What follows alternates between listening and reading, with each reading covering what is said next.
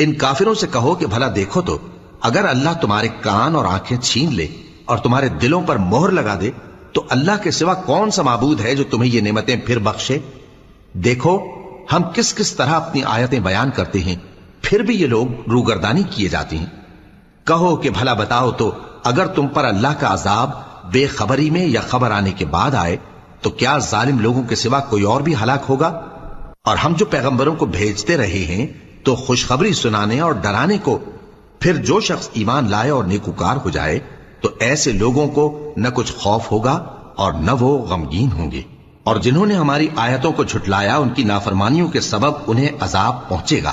کہہ دو کہ میں تم سے یہ نہیں کہتا کہ میرے پاس اللہ تعالیٰ کے خزانے ہیں، اور نہ یہ کہ میں غیب جانتا ہوں، اور نہ تم سے یہ کہتا ہوں کہ میں فرشتہ ہوں۔ میں تو صرف اس حکم پر چلتا ہوں جو مجھے اللہ کی طرف سے آتا ہے۔